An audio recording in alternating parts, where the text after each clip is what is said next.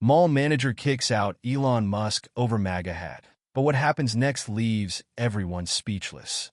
When Elon Musk strolled into the Oakwood Plaza Mall sporting that hat, no one could have predicted the dramatic showdown that followed. A confrontation that would unveil a secret so unexpected, the entire mall was left in stunned silence. The fluorescent hum of the Oakwood Plaza Mall usually blended into the background, a constant drone beneath the clatter of shopping carts and the chirping of children. Lexington, Kentucky, breathed a sigh of weekend relief. Each family unit navigating the well-trodden paths between department stores and food court aromas. For John Whitaker, the mall manager, Saturdays were a delicate dance of maintaining order amidst the delightful chaos. He prided himself on the smooth operation, the unspoken agreement that everyone felt safe and comfortable within these commercially sanctified walls. Then he walked in, not with a dramatic fanfare, no sudden spotlight illuminating his path. He simply materialized, a figure cutting a stark silhouette against the bright entrance of the food court doors. A dark blazer, a casual air that somehow spoke of immense unseen power, and that hat, a beacon of scarlet against the beige backdrop of the mall, emblazoned with those 4 infamous letters. Even from the periphery, John's blood ran cold. A ripple of recognition, then hushed whispers, began to spread like a contained fire. A teenager, perpetually glued to his phone, stuttered to his friend, eyes wide. "Dude, is that?" Another, a mother wrestling with a stroller, subtly angled her phone, the lens glinting with a digital hunger for the extraordinary breaking into the ordinary. John, in his sterile office overlooking the controlled chaos, felt a prickle of unease. He was reviewing quarterly reports, the predictable rise in weekend sales a testament to his efficient management. A sharp knock broke his concentration. Nancy, head of security, a woman whose calm demeanor was usually as reliable as the mall's opening hours, stood at his door, her face etched with a nervous urgency. "John, you need to see this." Her voice was lower than usual, tight, with a barely suppressed agitation. He raised an eyebrow, the mundane reports suddenly feeling suffocating. "What is it, Nancy? A shoplifter? Teenagers causing trouble?" She shook her head, her gaze unwavering. It's someone wearing that hat." She didn't need to elaborate. In the current climate, the bright red symbol was a lightning rod, guaranteed to ignite passions and shatter the carefully constructed neutrality of his mall. John's sigh was heavy, the weight of impending disruption settling on his shoulders. "All right, let's handle this quickly and discreetly. We have a policy." But as he navigated the polished corridors, the murmuring crowd growing thicker, the air thrumming with an unexpected energy, John felt a knot of apprehension tighten in his gut. He spotted the man near the bookstore, casually browsing. The red had a defiant splash of color amongst the muted spines. The audacity, the sheer presence. It was him, or a doppelganger, so perfect it defied belief. The whispers confirmed it, a hushed chorus of awe and disbelief. "It's him." John approached, his polished shoes clicking a sharp rhythm on the tiled floor, each step a deliberate assertion of authority. "Excuse me, sir," he began, his voice carefully neutral, every syllable measured. "Could I have a word?" The man turned, slowly, deliberately, a flicker of something unreadable in his eyes. The red hat, in that instant, felt like a provocation, a deliberate act of disruption. "Yes." His voice was calm, too calm, with an underlying timbre that hinted at a power John instinctively recognized. John gestured subtly towards the hat. "I'm going to have to ask you to remove that, sir, or leave the premises. We have a strict policy against overtly political displays." A slow, almost languid smile played on the man's lips. "A policy, you say?" He didn't reach for the hat, didn't even flinch. He simply stood there, radiating an unsettling stillness amidst the gathering storm. "Yes, sir. It's about maintaining a comfortable and neutral environment for all our patrons." John's voice remained firm, but a flicker of doubt, unwelcome and unexpected, began to nag at the edges of his resolve. "Comfortable and neutral." The man echoed, his gaze sweeping over the hushed crowd. "Interesting. And you believe this symbol disrupts that comfort? It can be divisive, sir. We've had incidents before. John's explanation sounded hollow, even to his own ears. He was clinging to the policy, to the black and white of the rules, but the man's unwavering gaze felt like an interrogation, forcing him to confront the gray areas he usually preferred to ignore. So, a piece of fabric causes discomfort. The man's voice wasn't mocking, but it held a sharp, almost surgical precision that made John's justifications feel flimsy. And your solution is to silence it? John's jaw tightened. Sir, I'm simply enforcing the rules. Even if those rules lack nuance? The man's eyebrow arched slightly, a silent challenge. The crowd was a living organism now, phones held high, recording every word, every subtle shift in the power dynamic. John could feel the weight of their scrutiny, the silent judgment. He reached for his radio. Security to the food court. We have a situation. The man watched him, an almost detached amusement in his eyes. So, force is your answer? It's about maintaining order. John's voice was clipped, defensive. Order. The man repeated, the word hanging in the air, heavy with unspoken implications. He stepped closer, his presence radiating an undeniable charisma that cut through the tension. Tell me, manager, his voice dropped, compelling John to lean in slightly. Is this really about the hat? Or is it about what you think it represents? The question landed like a physical blow. John's carefully constructed composure wavered. It was about the hat, of course it was, but beneath the surface, a tangle of unspoken assumptions, of societal narratives, of the endless echo chamber of online discourse, churned. He pushed it down, focusing on the concrete, the tangible. Rules are rules, sir. The man's lips curved into a sad smile. Rules. He reached up, slowly, deliberately, and removed his sunglasses.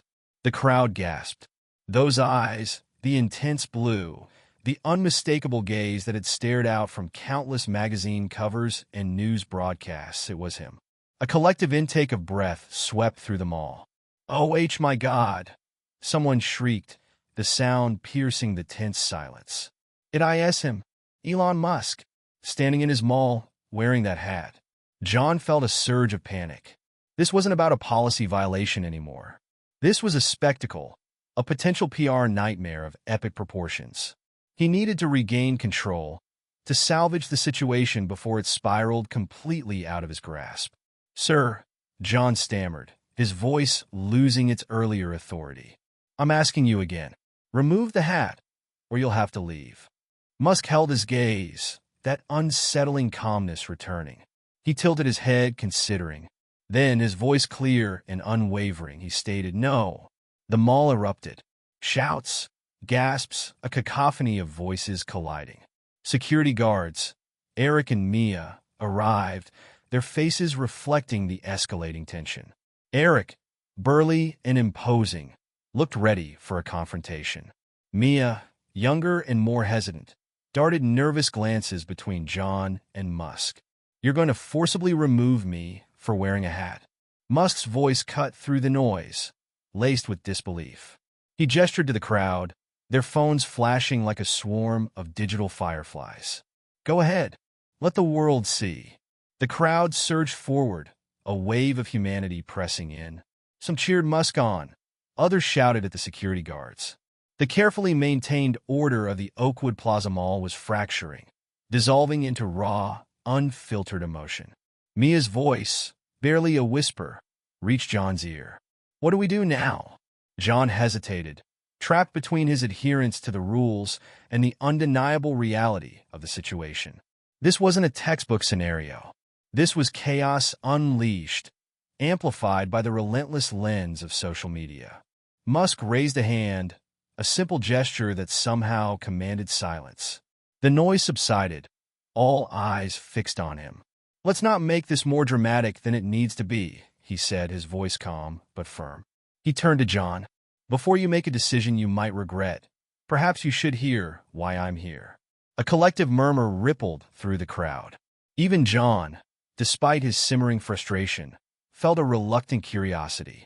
All right, he conceded, his voice tight. Let's hear it. But if this is some kind of publicity stunt, Musk cut him off, his tone quiet but resolute. It's not. He clasped his hands, his gaze sweeping over the assembled faces. What is it? Someone called out. Musk's voice softened. It's a letter. From someone who works here, in this mall. A ripple of surprise went through the crowd. She wrote to me, asking for help. And that's exactly why I came. A letter? John asked, bewildered. What does that have to do with all of this? Musk looked at the letter, then back at the crowd. This letter is from a young woman named Kaylee. He paused, letting the name hang in the air. She's 21 years old. She works at the food court. A gasp echoed from the back. A young woman in a green apron, holding a tray of napkins, froze, her face paling. She dreams of going to college, Musk continued, his voice gentle. But her mother's medical bills are overwhelming her family. She works 2 jobs just to help keep the lights on. Despite everything, she's still trying to save enough for community college. The tension in the crowd shifted, the earlier animosity replaced by a quiet empathy. John felt a knot of shame tighten in his stomach. Why would she write to you? John asked, his voice barely a whisper. Musk smiled, a genuine warmth in his eyes. Because she believed I might be able to help. He held up the letter. Kaylee didn't just send this to anyone. She sent it to me, Elon Musk. He met the disbelieving stares with a calm certainty. Yes, that's who I am. The mall erupted again, this time not in anger, but in shock and disbelief. Kaylee, tears welling in her eyes, tried to shrink behind a soda machine. Kaylee, Musk called out softly, his gaze searching the crowd until he found her. You don't have to hide. Come here. Hesitantly, her co-workers nudging her forward, Kaylee stepped into the clearing. Musk smiled warmly, handing her back her letter. You were brave to write this, he said. And you were right. I want to help. You actually read it? She stammered, her voice trembling. I did, Musk affirmed. And I came here today to meet you. Tears streamed down Kaylee's face. I don't understand, she whispered. Why would you care? Musk placed a hand gently on her shoulder. Because people like you are the reason I do what I do. You're working hard. You have dreams, and you deserve a chance. He reached into his jacket pocket and pulled out a small envelope. This is for you, Kaylee. Consider it an investment in your future. Kaylee's hands trembled as she opened the envelope. Inside a check. She gasped, her hand flying to her mouth. It's $50,000, she whispered, her voice choked with emotion. The mall exploded in applause, a wave of genuine joy and relief washing over the crowd. Even John, his earlier rigidity melting away, found himself clapping. He stepped forward, humbled. Mr. Musk, he began, his voice quiet. I didn't know. Musk turned to him, his expression serious, but not unkind. You didn't know because you didn't ask. You saw a hat and made an assumption. Rules are important, manager, but sometimes you need to look beyond the surface. John nodded, shame washing over him. You're right. I was wrong.